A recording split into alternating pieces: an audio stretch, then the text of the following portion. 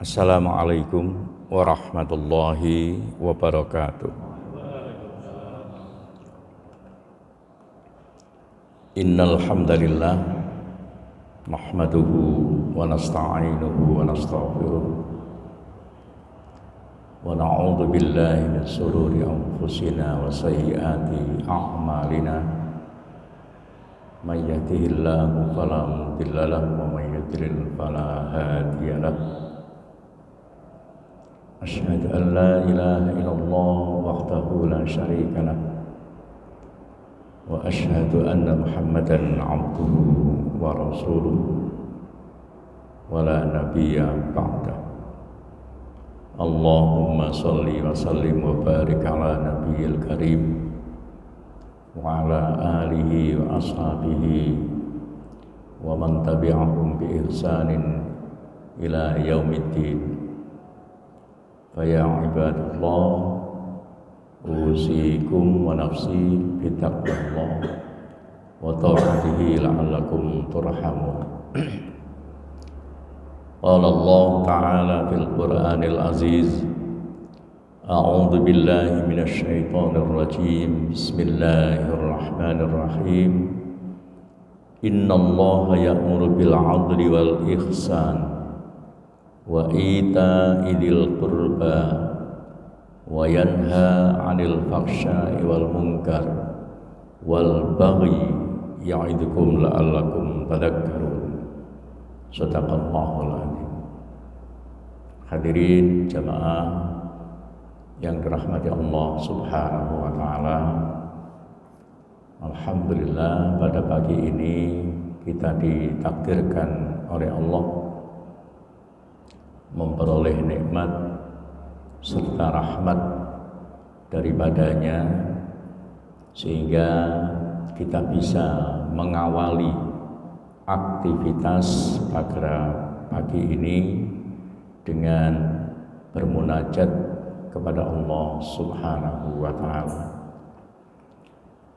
Hadirin jamaah yang dirahmati Allah, dalam mukadimah saya membaca satu ayat dalam surat An-Nahl ayat ke-90. A'udzu billahi minasy syaithanir rajim. Bismillahirrahmanirrahim. Innallaha ya'muru bil 'adli. Sesungguhnya Allah memerintahkan kepadamu untuk berbuat adil, berlaku adil, wal ihsan, dan berbuat baik, wa ita'idil qurba, dan memberikan sesuatu bantuan kepada sanak kerabat, wa yanha 'anil fahsya'i wal munkari wal baghi, dan melarang dari perbuatan-perbuatan keji, perbuatan-perbuatan mungkar, dan perbuatan-perbuatan yang bisa menimbulkan permusuhan di antara kita. Ya'idukum la'allakum tadhakkarun. Yang demikian itu Allah memberikan pelajaran bagimu agar supaya kamu mengerti, mengingat. Hadirin jamaah yang dirahmati Allah, poin dari ayat ini adalah tentang perintah berbuat adil. Perintah berbuat adil. Adil itu apa? Mengapa kita harus berbuat adil? Apa sesungguhnya manfaat dari sikap adil yang kita berikan kepada orang lain. Hadirin jamaah yang dirahmati Allah, ada satu definisi pengertian tentang adil itu, yaitu yad'u syai'in ala makanihi wa yu'ti syai'in bidafi'i hajatihi. Adil itu artinya menempatkan sesuatu pada tempatnya dan memberikan sesuatu sesuai dengan kebutuhannya. Itulah adil. Jadi menempatkan sesuatu pada tempatnya, memberikan sesuatu sesuai dengan kebutuhannya, itu makna dasar adil. Nah, adil ini sesungguhnya terjadi dalam setiap kehidupan, baik itu kehidupan pribadi. Jadi misalnya begini, Ali bin Abi Thalib pernah menyampaikan,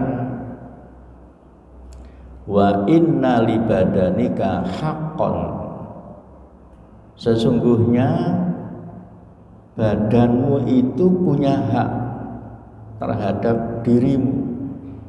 Hak badan terhadap kita itu adalah badan ini harus dijaga. Kita berkewajiban menjaga badan itu supaya sehat, supaya tidak sakit. Oleh karena itu, kalau ada orang yang membiarkan badannya tidak diperhatikan kesehatannya, lalu kemudian ia jatuh sakit, maka seseorang itu hakikatnya telah berbuat dolim kepada dirinya sendiri. Dolim kepada dirinya sendiri. Pengertian dolim itu sendiri adalah menganiaya, melakukan sesuatu tindakan atau melakukan suatu perbuatan yang tidak tepat gitu. Nah, hadirin jamaah yang dirahmati Allah Subhanahu wa taala. Dalam masyarakat juga ada yang disebut dengan hak dan kewajiban. Dalam hidup bermasyarakat kita mengenal adanya hak. Hak itu adalah sesuatu yang harus diperoleh, sesuatu yang harus diperoleh dari orang lain. Sedangkan kewajiban itu sesuatu yang harus diberikan kepada orang lain. Jadi masing-masing kita ini punya hak dan juga punya kewajiban. Oleh karena itu maka hak seseorang itu dibatasi dengan kewajibannya. Jadi dalam kehidupan ini kita memang bebas, tapi kebebasan kita itu dibatasi dengan adanya hak dan kewajiban itu. Allah Subhanahu wa ta'ala menciptakan segala sesuatunya itu tidak lepas dari keadilan itu. Karena itu Allah mempunyai nama yang namanya Al-Adlu. Allah Maha Adil. Seorang syair Al-Manfaluti pernah menyampaikan, wa bil adli faqamatis samawat wal ard. Dan dengan keadilan Allah maka tegaklah langit dan bumi. Artinya dengan keadilan Allah maka terjadilah keseimbangan, keteraturan yang terjadi pada setiap makhluk yang diciptakannya. Langit, bumi yang sebenarnya adalah bergerak, pergerakan itu adalah merupakan suatu upaya Allah untuk menjaga keseimbangan di antara para makhluknya yang ada di dalam alam ini. Hadirin jamaah yang dirahmati Allah Subhanahu wa ta'ala. Bagaimana pandangan Islam atau pengertian al-adlu atau keadilan dalam Islam itu? Hadirin jamaah yang rahmati Allah, di dalam Islam keadilan ini adalah merupakan sesuatu ajaran yang utama yang terkait dengan masalah muamalah atau hubungan antar sesama manusia, hubungan antar personal itu. Dan keadilan itu ternyata adalah merupakan kebutuhan hidup manusia yang secara rohaniah. Artinya apa? Kebutuhan hidup manusia itu selain jasmania, ya, selain fisik, manusia itu mempunyai kebutuhan rohaniah, yaitu rasa tenang, rasa aman, damai dan sebagainya. Nah, ternyata rasa tenang, rasa damai di antara sesama kita itu akan terwujud manakala kita mempunyai sikap adil di antara sesamanya. Yang kedua, ternyata adil atau keadilan itu tidak akan datang sendiri dengan sendirinya. Ada satu usaha, ada satu perjuangan, ada satu ikhtiar yang harus kita lakukan untuk mewujudkan satu keadilan itu. Jadi dalam hidup bermasyarakat itu tahu-tahu adil tidak bisa. Masing-masing orang harus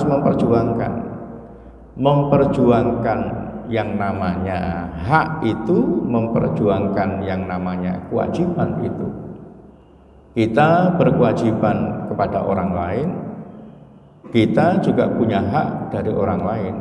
Begitu juga orang lain punya kewajiban terhadap kita, dia juga punya hak dari kita.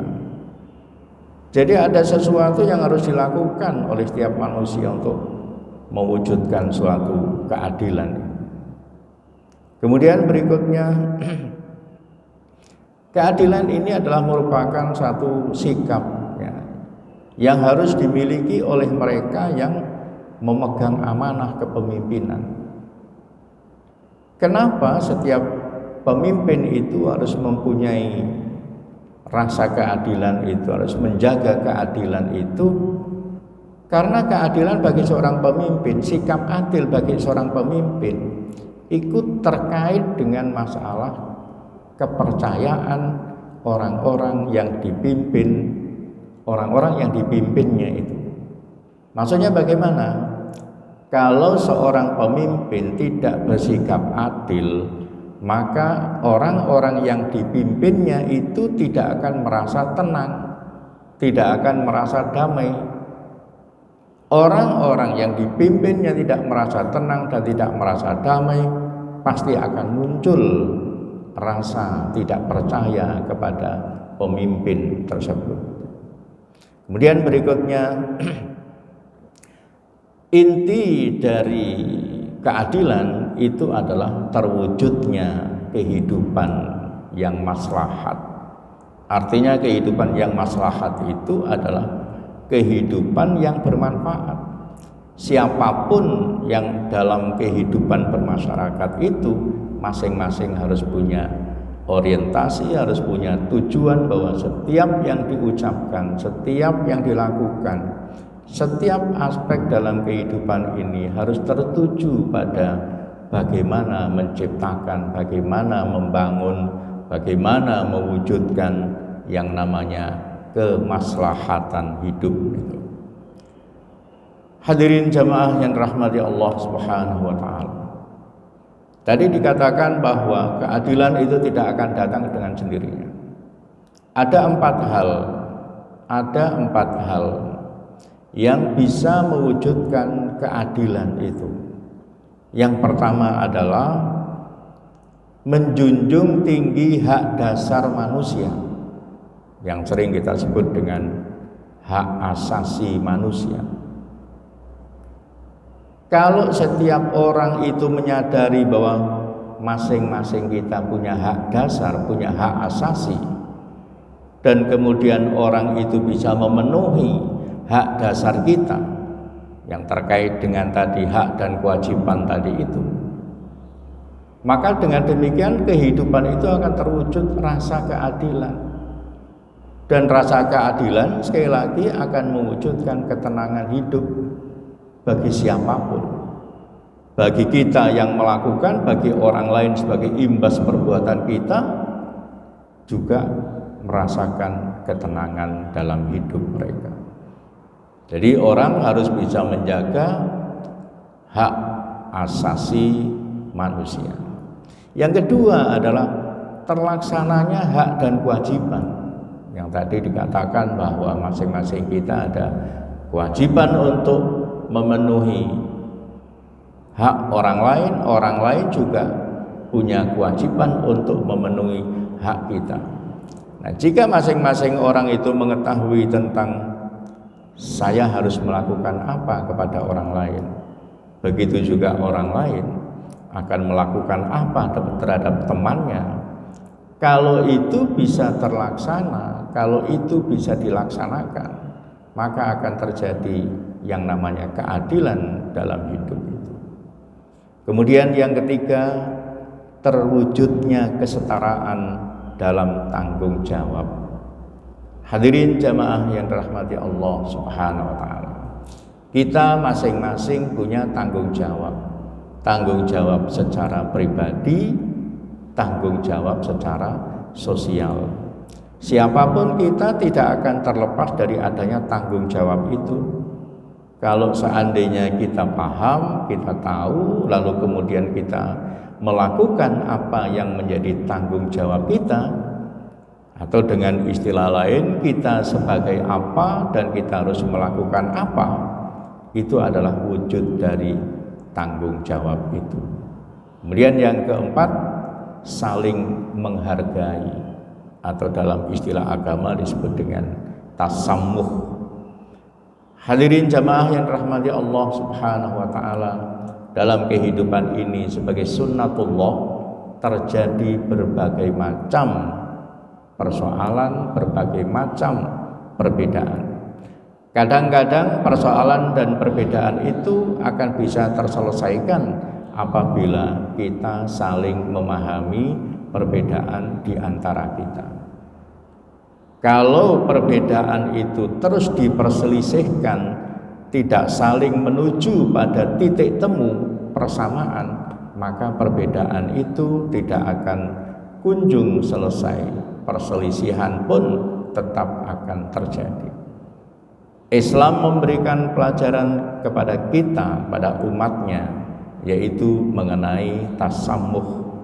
Tasammuh artinya menghargai, tasammuh artinya menghormati setiap apa dalam pikiran orang-orang lain, dalam pandangan orang lain, walaupun berbeda dengan kita, maka kita tetap harus melihat itu sebagai sunnatullah, dan sunnatullah dalam perbedaan itu adalah merupakan salah satu bentuk menjaga keseimbangan. Bagaimana menjaga keseimbangan yang dimaksud di situ? Bahwa dalam pemikiran-pemikiran kadang-kadang kita tidak sesuai dengan orang lain. Oleh karena itu kita harus menjaga diri, menjaga ketika berkata-kata, ketika kita berbicara, jangan berorientasi memahami bahwa apa yang kita ucapkan pasti benar, apa yang kita lakukan pasti benar. Kadang-kadang orang lain menilai kita sebaliknya itu, walaupun kita sudah berusaha bahwa apa yang kita lakukan itu adalah kebenaran. Hadirin jamaah yang dirahmati Allah Subhanahu wa taala, sekali lagi bahwa keadilan ini adalah merupakan kebutuhan kita. Keadilan tidak akan bisa terwujud apabila tidak ada upaya, tidak ada ikhtiar dari kita untuk mewujudkan rasa keadilan bagi kita semua. Hadirin, demikian yang dapat saya sampaikan. Mudah-mudahan Allah senantiasa menjaga kita, menjaga keadilan dalam kehidupan kita, dan menjaga keseimbangan dalam kehidupan kita. Kurang lebihnya mohon maaf. Billahi taufik wal hidayah. Wassalamualaikum warahmatullahi wabarakatuh.